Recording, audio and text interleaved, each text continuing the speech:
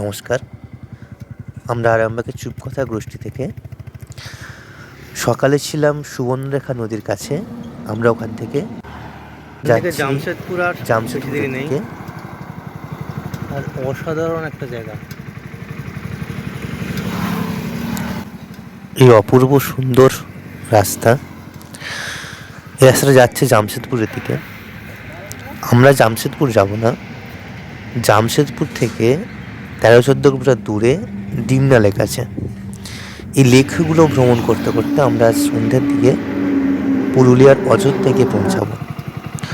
তো প্রথম যে গন্তব্য সেটা হচ্ছে ডিমনা লেক, জামশেদপুর থেকে প্রায় 14 কিলোমিটার দূর, যে কৃত্রিমভাবে তৈরি করা হয়েছিল এই লেকটি। এটি প্রায় 1944-এর দিক করে টাটা স্টিল কোম্পানি এই যে অপূর্ব সুন্দর লেকটি, কৃত্রিম জলাধারটি তৈরি করেন। এটা ওই দলমা পাহাড়ের একসঙ্গে ভ্রমণ করতে পারবেন কাছাকাছি।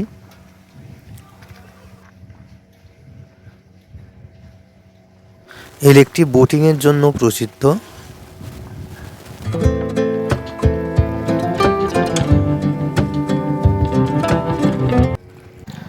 হাওয়াতে জলের ঢেউগুলো কি অপূর্ব লাগছে না?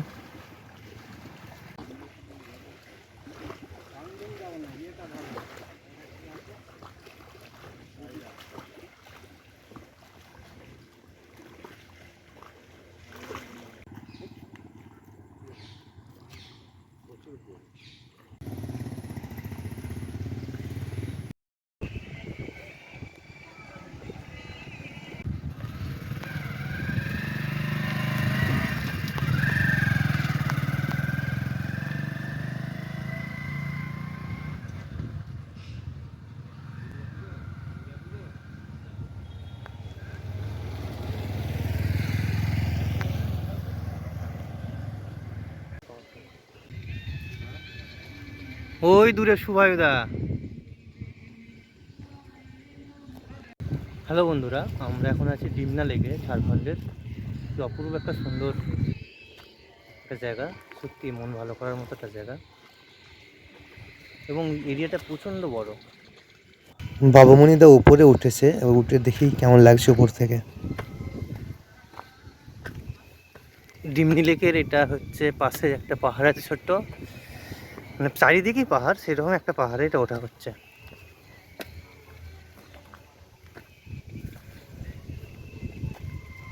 আর উপর থেকে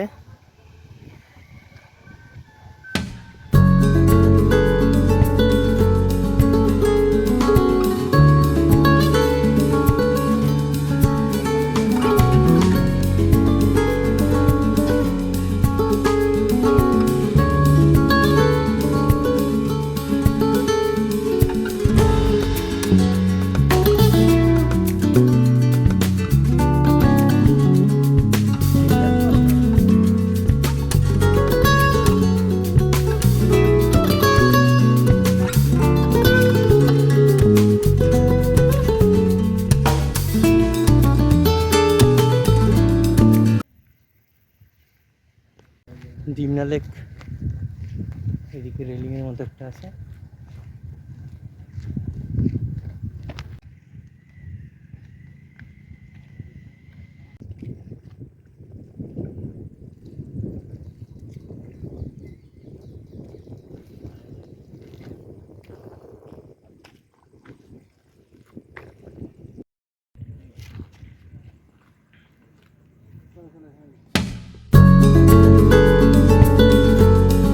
আমরা এখান থেকে দলমা পাহাড়ের দিকে যাব, কিন্তু তার আগে ডিমনা লেকের কাছে একটা হোটেল পাওয়া গেছে, সেখানে খাওয়া দাওয়া করে।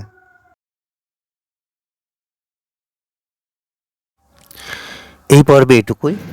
আগামী পর্বে থাকছে আমাদের এরপর খাওয়া দাওয়ার পর যে দলমা পাহাড়ের দিকে আমরা গেছিলাম তার স্মৃতিটুকু।